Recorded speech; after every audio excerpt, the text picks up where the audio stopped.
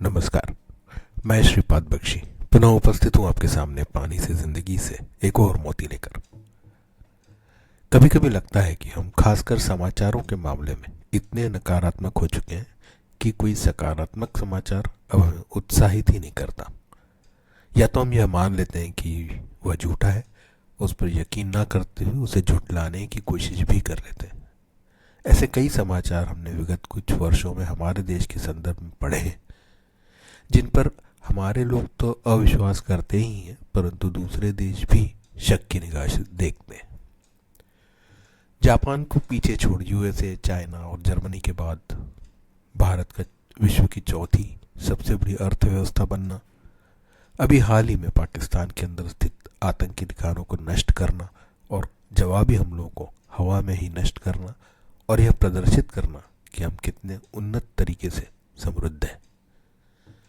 विश्व में सबसे ज़्यादा और सबसे किफ़ायती रूप से सैटेलाइट लॉन्च करने की क्षमता रखना, जिसका उपयोग अन्य देश कर पा रहे हैं। चंद्रयान को चंद्रमा के उस क्षेत्र में उतार सकना जहां पहले किसी ने ना उतारा हो।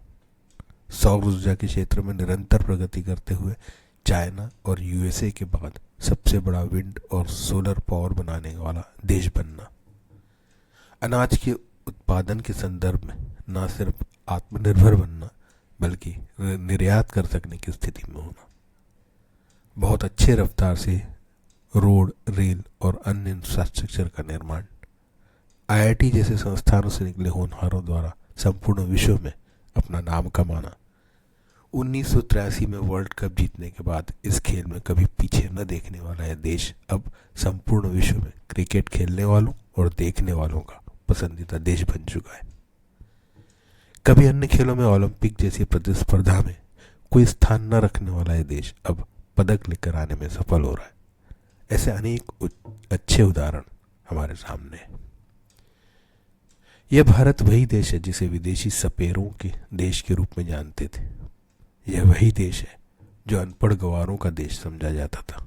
यह वही देश है जहां 1943-44 में अकाल पड़ा था। 30 लाख लोग भूख से मर रहे थे और लंदन में बैठा विंस्टन चर्चिल कह रहा था कि यदि इतने लोग मर रहे हैं तो गांधी क्यों नहीं मरता। यह वही देश है जिसे 1947 में आज़ादी देते समय यह आशंका जताई गई थी कि हम आज़ादी प्राप्त करने और संभालने के काबिल नहीं। क्यों है ऐसी सोच और आशंकाएं हमारे बारे में, हमें भी और विश्व को भी? हम हैं ही ऐसे कि लोग हमें समझ ही नहीं सकते। हमारी चमड़ी गोरी ना होना जरूर एक कारण है, क्योंकि बगैर गोरी चमड़ी का आदमी प्रगति कैसे कर सकता है। हमारा व्यवहार भी बड़ा अजीब है। हम बहुत सी भाषाएं बोलते हैं, हम बहुत जोर जोर से बात करते हैं। सार्वजनिक स्थानों पर हमारा व्यवहार यह विश्वास ही नहीं दिला पाता कि हम पढ़े लिखे और सुसंस्कृत हैं। पर वहीं कुंभ जैसे मेले में 45 करोड़ लोग आते हैं, नहाते हैं, ट्रैफिक में फंसते हैं, परंतु बगैर किसी तकलीफ इतना बड़ा आयोजन सफल हो जाता है। हम अव्यवस्थित हैं, थोड़े कम साफ सफाई पसंद हैं। गरीब, अमीर, विभिन्न जात पात और बोलियां, भाषाएं हमारी पहचान भी है और आश्चर्यजनक रूप से हमारी बहुत बड़ी ताकत भी। शायद यही सब कारण है कि जब हम प्रगति करते हैं तो उन्हें बुरा लगता है, जब हमें सफलता मिलती है तो उन्हें शक होता है। जिस बड़ी आज़ाद आबादी को हमारे लिए श्राप माना जाता था वह आज हमारी ताकत है, यह उन्हें अखरता है। परंतु इतना सब कुछ होकर भी एक शाश्वत सत्य यही है कि हम प्रगतिशील हैं, आगे बढ़ रहे हैं, क्योंकि हम हिंदुस्तानी हैं ही ऐसे। हम अपने आप को ढाल सकते हैं, हम सहन कर सकते हैं, हम पूरी तरह बदल सकते हैं, परंतु अभी हम कभी खत्म नहीं होते, गायब नहीं होते, हमेशा रहते हैं प्रगतिशील। जय हो, नमस्कार।